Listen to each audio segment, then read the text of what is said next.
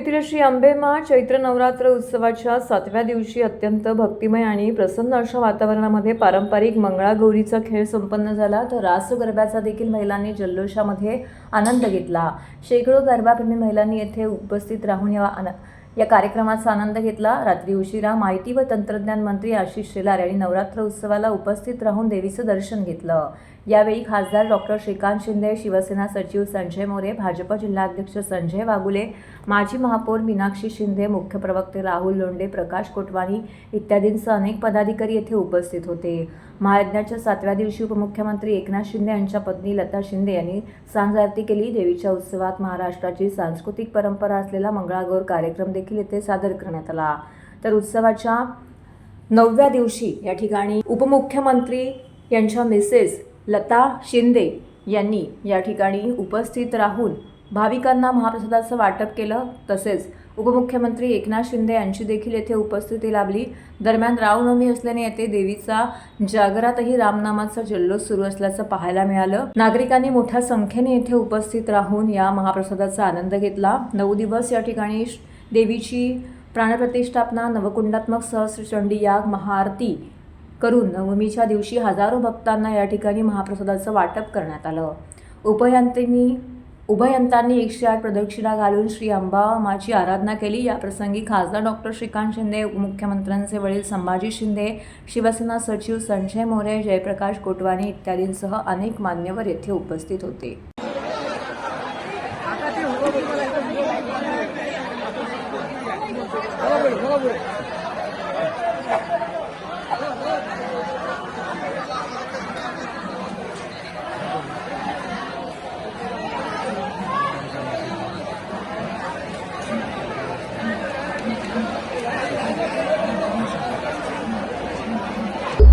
गेले 9 दिवस म्हणजे आता हा 9वा दिवस आहे आणि या ठिकाणी म्हणजे हा उत्सव खरा धर्मवीर आनंदगी साहेबांनी सुरू केला होता। मध्यंतरी त्याला जसा म्हणजे काही 4-5 वर्ष त्यामध्ये खंड आला होता, परंतु नंतर दिघे साहेबांचा हा उत्सव आपले सन्माननीय मुख्य नेते, शिवसेना मुख्य नेते आणि उपमुख्यमंत्री शिंदे यांनी सुरू केला आणि तो आज सगळ्यात सुरू आहे। आणि प्रत्येक वर्ष म्हणजे म्हणतात आपण की प्रत्येक वर्षी म्हणजे जो लोकांचा उत्साह आहे आणि भक्तगणांचा जो एक रीग आहे ती वाढतच चाललेली आहे। आणि त्याचं नियोजन करताना जराशी हे होतं कारण जागेच्या अभावी, परंतु जो लोकांचा प्रतिसाद आणि लोकांचं म्हणजे एकंदरीत जी काही उत्साह आहे तर त्यामुळे नियोजन करताना आम्हाला बिलकुल म्हणजे आम्हाला अडचण येत नाही।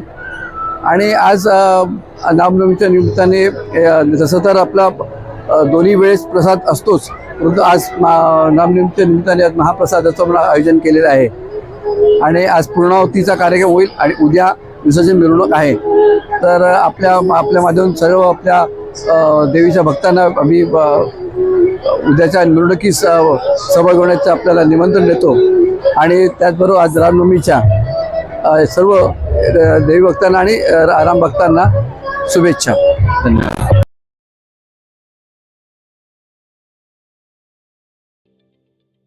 ठाणे महानगरपालिकेचे मालमत्ता कर म्हणजेच प्रॉपर्टी टॅक्स भरण्याचे आवाहन।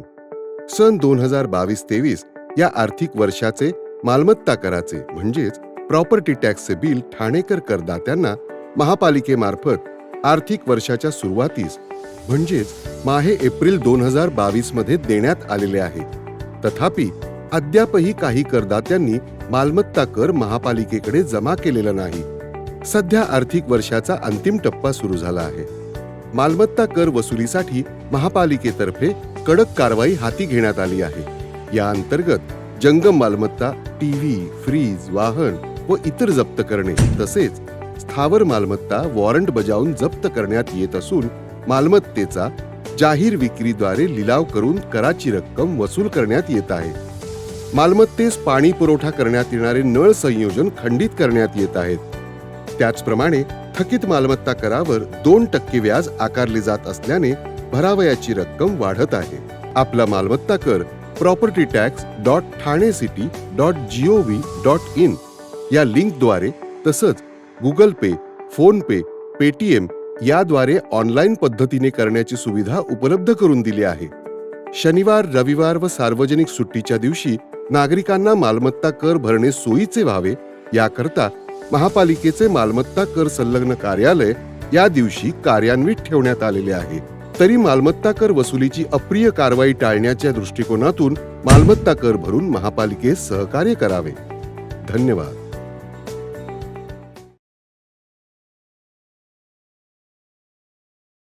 चैत्र नवरात्र उत्सवाच्या 7व्या दिवशी किरण वेले प्रस्तुत हिंदी गाण्याचा कार्यक्रम कलर्स ऑफ बॉलिवूड या कार्यक्रमाचं आयोजन करण्यात आलं होतं. या कार्यक्रमामध्ये जुन्या हिंदी चित्रपटातील गाणी सादर करण्यात आली, तर नागरिकांनी या कार्यक्रमाला मोठ्या संख्येने उपस्थित राहून त्याचा लाभ घेतला.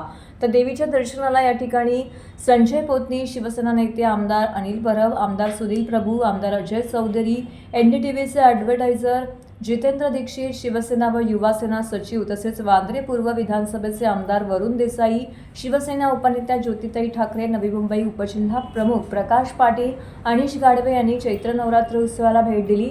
तर उत्सवाच्या 9व्या दिवशी रामनवमीचं औचित्य साधून आयोजित केलेल्या मराठी सांस्कृतिक परंपरेचे दर्शन घडवणारा नृत्य विष्कारमय सोहळा किरण वेले प्रस्तुत जल्लोष महाराष्ट्राचा मराठमोळा गाण्यांचा नृत्यमय नजराणा येथे सादर करण्यात आला. यावेळी देखील नागरिकांनी मोठ्या संख्येने उपस्थित राहून या कार्यक्रमाचा आनंद घेतला. कार्यक्रमामध्ये देवीचा गोंधळ, जागरण, छत्रपती शिवाजी महाराजांची गीते, लावणी, कोळी गीतं, शेतकरी गीतं यांसारख्या विविध प्रकारच्या लोककलांचं दर्शन नृत्याच्या माध्यमातून घडवण्यात आलं. अनेक मान्यवरांनी येथे उपस्थित राहून देवीचं दर्शन घेतलं. या कार्यक्रमाच्या प्रसंगी ठाणे शहरातील राज्य ज्योतिष व वास्तुशास्त्रज्ञ तज्ज्ञ संदीप नेने तसेच समाजसेविका उर्मिला भूतकर यांना विशेष पुरस्कार देऊन येथे सन्मानित करण्यात आलं. संगतीनं ओलांडला अवघड घाट, संगतीनं ओलांडला अवघड घाट, दाविले तू वाट, तुझ्यामुळं हो मागलो मीच मला ते.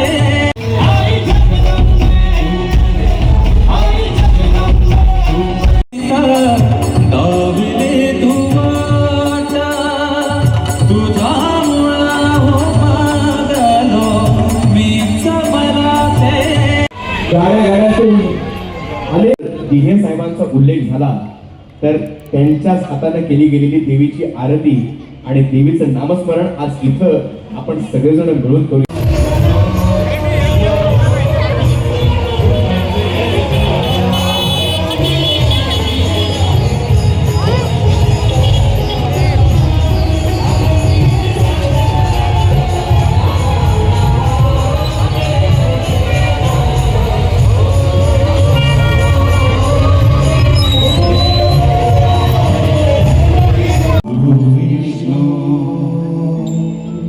गुरुर्देवो महेश्वरा,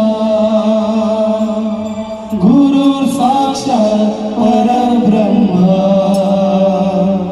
तस्मै श्री गुरवे नमः. गुरु माझा गणगोत, गुरु हेच माऊले.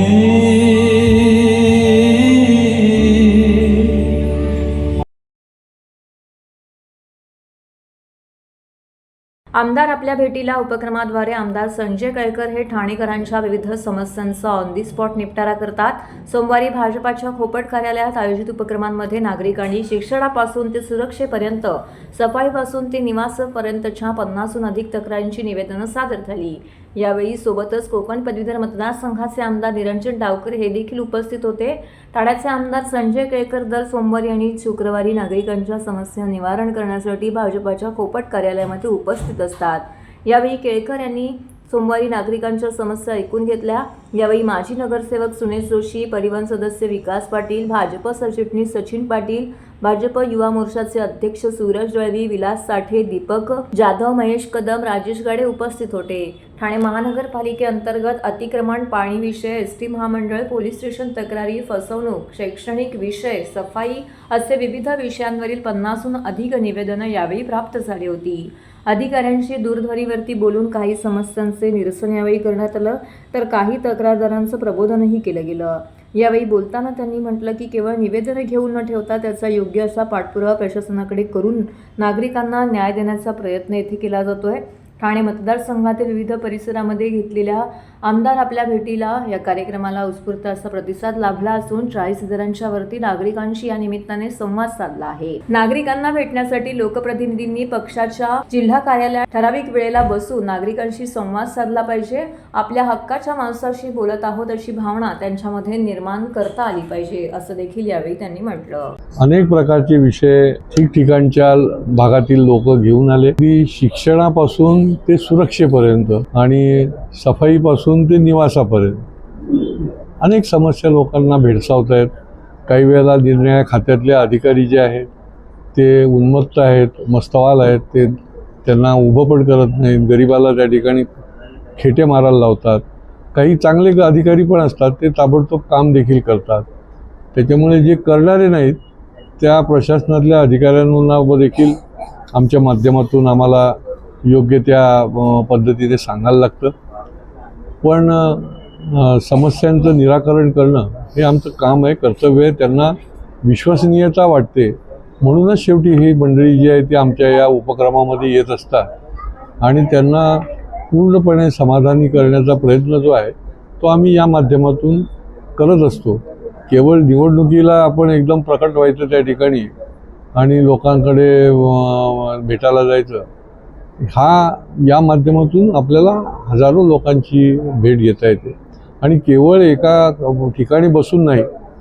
समजा आज आम्ही खोपट कार्यालयात सोमवार आणि शुक्रवार बसतो, आमच्या वैयक्तिक कार्यालयातही आम्ही 10 ते 12 उपस्थित असतो आणि त्याच्या पलीकडे जाऊन प्रत्यक्ष त्या ठिकाणी वस्तीमध्ये किंवा गृहसंकुलामध्ये देखील आमदार आपल्या भेटीलाच्या माध्यमातून रहिवाशांना, नागरिकांना आमचा भेटण्याचा उपक्रम असतो आणि त्या माध्यमातून या भागामधल्या रहिवाशांना देखील एक दिलासा मिळतो त्या निमित्ताने की लोकप्रतिनिधी आपल्याकडे येतोय, बोलतोय, प्रयत्न करतोय. काही वेळेला समस्या पूर्णपणे सुटतात, काही वेळेला बऱ्याच पाठपुरावा करायला लागतो, पण प्रयत्न करणं देखील आपला फायदा असतो. आता आजसुद्धा जवळजवळ शेकड्यांनी लोक येऊन गेले, आताही येतच आहेत आणि प्रत्येकाचं समस्याचं निराकरण करणं, त्याच्याचबरोबर त्यांचं प्रबोधन करणं देखील गरजेचं असतं. तेही करण्याचा आम्ही या निमित्ताने प्रयत्न करत असतो. ठाणे महानगरपालिका क्षेत्रातील घनकचरा तसेच वाहतूक कोंडीचा विषय गहन झाल्यामुळे ठाणे महानगरपालिका क्षेत्रातील नागरी सुविधांची कामं वगळून इतर सर्व बांधकामांना स्थगिती द्यावी तसेच सदर विषयावरती विचारविनिमय करण्याच्या उद्देशाने सर्वपक्षीय बैठकीचं आयोजन करावे अशी मागणी ठाणे शहर काँग्रेस अध्यक्ष विक्रांत चव्हाण यांनी पत्रकार परिषदेमध्ये केली आहे. या संदर्भातील निवेदने मुख्यमंत्री देवेंद्र फडणवीस, उपमुख्यमंत्री अजित पवार, एकनाथ शिंदे, महाराष्ट्र राज्याचे सचिव तसेच विरोधी पक्षनेते भास्करराव जाधव इत्यादींना दिली आहे. सध्या ठाणे महानगरपालिका क्षेत्रात कचरा व्यवस्थापनाची गंभीर समस्या उद्भवली आहे. अलीकडेच टिकुचिनीवाडी परिसरात मुल्लाबाग येथे महापालिका प्रशासन व तेथील नागरिक यांच्यामध्ये वाद उद्भवला होता. ठाणे शहर परिसरात ठिकठिकाणी कचऱ्यावरून स्थानिक नागरिक व प्रशासन यामध्ये संघर्ष होताना दिसत आहे. घनकचरा व्यवस्थापन नियम 2016 मधील तरतुदींनुसार शहरातील अनधिकृत व अधिकृत व्यावसायिक व्यवस्थापन व आस्थापना जी दिवसाला 100 किलोपेक्षा जास्त घनकचरा निर्मिती करतात त्या व्यवस्थापनाने स्वतःच्या कचऱ्याचे वर्गीकरण करून ओल्या कचऱ्याची विल्हेवाट स्वतः लावावी असे नियमांमध्ये घालून दिलेल्या तरतुदी म्हणतात. ठाणे शहरात दररोज सद्यस्थितीला 1300 ते 1400 मेट्रिक टन घनकचऱ्याची निर्मिती होते व त्यातील सुमारे 40 ते 45% कचरा हा अधिकृत आणि अनधिकृत व्यावसायिक व्यवस्थापनातून निर्माण होतो अशी माहिती ॲडव्होकेट विक्रांत चव्हाण यांनी पत्रकार परिषदेमध्ये दिली आहे. महापालिकेच्या मंजूर आकृतीबंध आस्थापनाच्या घनकचरा निर्मूलन व्यवस्थापनेसाठी रिक्त झालेल्या जागेंवरती तज्ज्ञ व्यक्तीची तातडीने नियुक्ती करणं गरजेचं आहे. तसेच या सर्व बाबींवरती चर्चा करण्याकरिता व नागरिकांचा लोकशाहीवरती विश्वास अबाधित ठेवण्याकरिता आयुक्तांनी ठाणे महानगरपालिकेच्या नरेंद्र बल्लाळ सभागृहात सर्वपक्षीय बैठकीचं आयोजन करावे अशी विनंती शहर काँग्रेस अध्यक्ष विक्रांत चव्हाण यांनी केली आहे. घनकचऱ्याचा प्रश्न गेल्या 2 महिन्यापासून ज्वलंत झालेला आहे, गंभीर झालेला आहे. आपल्याकडे घनकचरा निर्मूलन करण्यासाठी डम्पिंग ग्राउंड्स नाही, ट्रान्सफर स्टेशन्स नाहीत. एकीकडे मुंबईने याची व्यवस्था केलेली असताना 1927 साली पहिलं डम्पिंग ग्राउंड सुरू केलं ब्रिटिशर्सनी. दुसरं डम्पिंग ग्राउंड 1964 साली महानगरपालिकेने मुंबईच्या केलं देवनारला. आधीचं मुलुंडला होतं. नंतर तिसरं 350 एकर जमीन त्यांनी कांजूरमार्गला विकत घेतली महानगरपालिकेने आणि तिसरं डम्पिंग स्टेशन सुरू केलं. ते त्यांची व्यवस्था करू शकले. नवी मुंबई त्यांची व्यवस्था करू शकले. परंतु ठाणे महानगरपालिका सपशेल अपयशी ठरलेली आहे गेल्या 35-40 वर्षामध्ये. ट्रान्सफर स्टेशन नाहीत, डम्पिंग ग्राउंड नाही. जेव्हा मुंबई ठाणं वाढलेलं नव्हतं तेव्हा जागा भरपूर होत्या आणि आता जागा नाही. तेव्हा जागा असताना जर केलं असतं तर ही परिस्थिती उद्भवलेली नसती यांनी. आणि त्याच्यामुळे आज ही परिस्थिती उद्भवलेली आहे. जागाच नाही, जागा संपलेल्या आहेत. DP निर्माण झालेलं आहे, लोकसंख्या वाढते, गाड्यांची संख्या वाढते, वाहतूक कोंडी होते, वाढणाऱ्या लोकसंख्येतून हे कचरा निर्मिती होते. अनधिकृत मॉल्स, हॉस्पिटल्स, हॉटेल्स, लॉन्स, लग्नाचे हॉल्स या सगळ्यांमधून 100 टनपेक्षा जास्त कचरा निर्मित होतो. कचरा अधिनियमामध्ये 2016 मध्ये लिहिलेलं आहे की ही जी 100 किलोपेक्षा जास्ती कचरा निर्मिती करणारी व्यवस्थापन आहेत त्यांचा कचरा उचलायचा नाही असा नियम आहे. त्यांनी त्यांच्या कचऱ्याचं निर्मूलन करायचं आणि कचरा वर्गीकरण करायचं. असं असताना फक्त तिकडेच कचरा उचलला जातो. त्यांच्या दिमतीलाच गाड्या बांधलेल्या आहेत. 1300-1400 टन कचरा निर्मिती होते, त्यातला 600 टन त्यांचाच असतो आणि तेथे गाड्या जास्त लागलेल्या असतात. नागरिकांचा कचरा उचलला जात नाही. आता हे ट्रान्सपोर्टेशन नवीन सुरू केलं आहे तर तुम्ही CP तलाव सारखे 6-6 माळ्याचे तिथे कचरा हे करणार का? माझं तर म्हणणं आहे हा कचरा सगळ्या लोकप्रतिनिधींच्या समोर नेऊन टाकावा, आमच्या दारासमोर पण टाकावा, म्हणजे लोकप्रतिनिधींना कळेल. आणि आयुक्तांच्या इथे तिथे महापालिकेच्या अधिकाऱ्यांच्या समोर पण थोडा थोडा नेऊन टाकावा घरासमोर, म्हणजे त्यांना कळेल तिथे 2-2 माळे निर्माण झाले की काय कचऱ्याचा भय असतो. कचऱ्यामुळे आरोग्य धोक्यात आलेलं आहे, वाहतूक कोंडीमुळे आरोग्य धोक्यात आलं, त्याच्यामुळे वाहतूक कोंडी पण झालेली आहे या बांधकामांमुळे. आणि म्हणून आमची मागणी आहे की अनधिकृत बांधकामं निष्कासित करण्यासाठी टास्क फोर्स नेमावा. ही बांधकामं सध्या स्थगिती द्यावी. ही जेवढी बांधकामं अधिकृत चालू आहे त्याला स्थगिती द्यावी. फक्त इन्फ्रास्ट्रक्चरचे प्रोजेक्ट्स लवकरात लवकर संपवावे आणि तोपर्यंत सगळ्या क्लस्टर असेल, रेंटल असेल, ही नवीन बांधकामं असतील, अनधिकृत बांधकामं तर SRP मागवा आणि आणि तोपर्यंत थांबवा आणि सर्वपक्षीय बैठकीचं आयोजन करा आणि कचरा निर्मूलनासाठी एक तांत्रिक अधिकारी आकृतीबंधमध्ये जो तरतुदी केलेल्या आहेत तो नेमा. ही काँग्रेसची प्रमुख मागणी आहे. आरंभ प्रतिष्ठानतर्फे उदय नव्या आशेचा सर्वधर्म समभावाचा आयोजित मुलुंड नगरीत प्रथमच भव्य दिव्य अशा चैत्र नवरात्र उत्सवाचं आयोजन करण्यात आलं. शक्ती आणि भक्तीचे प्रतीक असलेल्या या दुर्गा देवीने महिषासुराचा वध केला होता, त्यामुळे चांगल्याचा वाईटावरती विजय मिळवण्याचा हा दिवस आहे. देवी आपल्याला सहनशीलता आणि अन्यायाच्या विरुद्ध उभं राहण्याची शक्ती देते. अशा या देवीची उपासना करण्यासाठी देवीची 9 दिवस यथासांग पूजा केली जाते. त्यामुळे यश, धन आणि कीर्तीमध्ये वाढ होते, संकटावरती मात करता येते. देवीच्या आगमनाने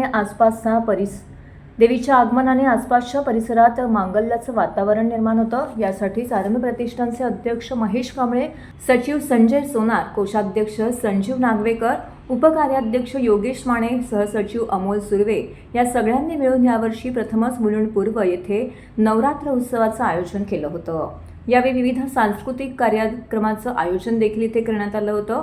त्यामध्ये पहिल्या दिवशी डान्स कॉम्पिटिशन, दुसऱ्या दिवशी खेळ पैठणीचा, मानवहिनींचा, महिलांकरिता विशेष लकी ड्रॉ, तिसऱ्या दिवशी होम हवन, समीर दळवी प्रस्तुत मराठी भावगीत, लोकगीत, जागर गीतांचा नृत्यमय आविष्कार, संगीत, स्वरमंदार, चौथ्या दिवशी महिलांकरिता विशेष हळदी कुंकू आणि महाभुंडला, तर 5व्या दिवशी समीर दळवी प्रस्तुत लोकगीत, कोळी गीतांचा बहारदार नृत्यमय आविष्कार, संस्कृती, आगरी व कोळ्यांची अशा विविध कार्यक्रमांची रेलचेल भाविकांसाठी इथे ठेवण्यात आली होती. पुढच्या वर्षी सुद्धा यापेक्षा सुंदर अशा कार्यक्रमांचं आयोजन करीत हा उत्सव साजरा करण्यात येणार असल्याचं अध्यक्ष महेश कांबळे यांनी सांगितले.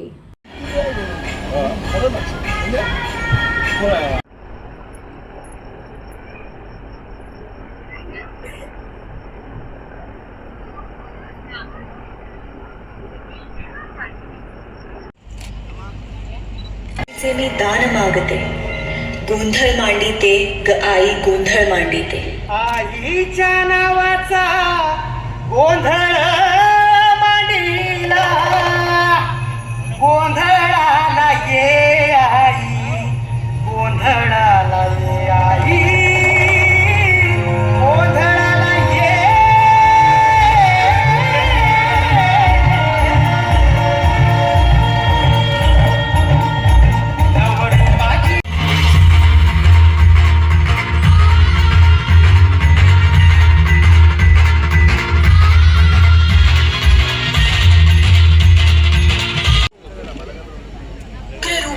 आम्ही सुद्धा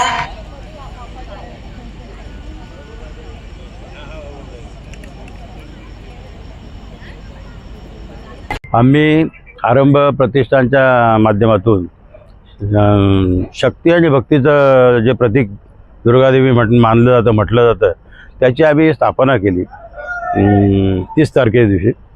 कारण इथे कधी चैत्री नवरात्र हा उत्सव काय असतो हे कोणाला माहिती नसल्या कारणाने आम्ही इथे लोकांची हे करून, सर्व हिंदू धर्मातली लोक इथे आहेत, मराठी धर्मातले लोक आहेत, त्यामुळे सर्वांनी ठरवून आम्ही मंडळाने निर्णय घेतला की बाबा आपण इथे स्थापना करू. पण लोकांचा सहभाग पण आम्हाला चांगला मिळतो आहे, लोक येत आहेत तिकडे. आम्ही होम हवन केलेलं आहे, मग महिलांसाठी विशेष करून भोंडला, त्यांच्यासाठी गरबा वर हे सगळं आम्ही आयोजित केलं होतं. पण मंडळाचं पहिलं वर्ष असल्या कारणाने ठीक आहे, प्रतिसाद मिळतोय थोडाफार कमी जास्त प्रमाणात.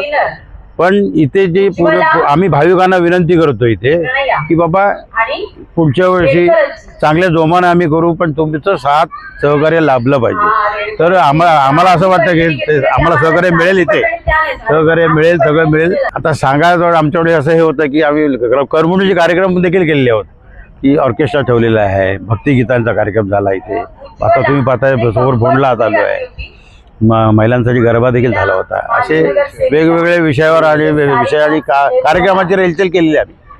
हवन विशेष करून देवीचा जो हवन व्हायला पाहिजे, होम हवन, ते देखील आम्ही केलेलं आहे. आरती पूजापाठ व्यवस्थित होतं. इकडच्या लोकांसाठी आरोग्याला चांगलं आरोग्य लाभो, ऐश्वर्य लाभो, सगळं गुणसंपन्न हो, म्हणून हा उद्देश आमचा असून आम्ही हा उत्सव साजरा केलेला आहे. मी यावेळी एवढंच सांगेन. मी आरंभ प्रतिष्ठानचा अध्यक्ष आमचे सचिव संजय सोनार साहेब, आमचे खजिनदार संजय नागवेकर, आमचे कार्याध्यक्ष सहसचिव अमोल सुर्वे साहेब, आम्ही सर्वांनी मिळून एक मुलुंडमध्ये चैत्र नवरात्र उत्सव साजरा करायचं स्वप्न पाहिलं होतं गेल्या 3 वर्षापासून. टेंबी नाक्याच्या देवीचं दर्शन घेऊन आम्ही त्यांना प्रेरित होऊन म्हटलं आपण ठाण्यामध्ये बसतेच आहे तर आपण मुंबईमध्ये प्रवेश घेऊ. त्या ताईने आम्हाला आशीर्वाद दिला, आम्ही मूर्ती स्थापना केली. खूप काही अडचणी आल्या, त्यातून मार्ग काढता इथपर्यंत आलो. आम्ही कार्यक्रम जे देवी उत्सवामध्ये साजरे कार्यक्रम आहेत ते घेतले. त्याच्यामध्ये आम्ही होम हवन आहे ते रेग्युलर देवीचं भक्तीचंच आहे. भोंडला घेतला आम्ही, त्यानंतर ऑर्केस्ट्रा होता, मराठी भावसंगीत होतं. काल आमचं भक्तिमय भावभक्त होतं, त्यामध्ये साईबाबा होते आमचे प्रगट झाले होते, अक्कलकोटचे स्वामी प्रगट झाले होते, आणि सगळ्यात महत्त्वाचं म्हणजे दिघे साहेब प्रगट झाले होते आमच्या इथे काल. त्याचा व्हिडिओ मी आपल्याला नक्की देईल. आमच्या दोघांच्या डोळ्यात पाणी होतं. असं आहे. तर इथे कॉस्मोपॉलिटन नगरी असल्यामुळे प्रत्येक वेगवेगळ्या समाजाचे लोक राहतात. तर आम्ही विचार केला की आपण वेगवेगळे कार्यक्रम घ्यायचे, जेणेकरून आपली संस्कृती, आपला बाणा मराठीपणा काय आहे हे लोकांमध्ये पोचवायचं. काही नवरात्रीमध्ये हिंदी गाणं लावतं, ऑर्केस्ट्रा. आम्ही म्हणलं आपला सांस्कृतिक कार्यक्रम करायचा. त्या उद्देशाने आम्ही एक कार्यक्रम केलेला आहे. आणि पुढच्या वर्षी आम्ही नक्कीच आपल्याच्या ऊर्जा घेऊन, आपल्याकडनं आम्ही लोकांची ऊर्जा घेऊन आम्ही चांगल्या प्रकारे कार्यक्रम करू, आणि प्रत्येकाच्या घरात आपली देवीचं रूप, देवीचा आशीर्वाद आम्ही आमच्या माध्यमातून द्यायचा प्रयत्न करू.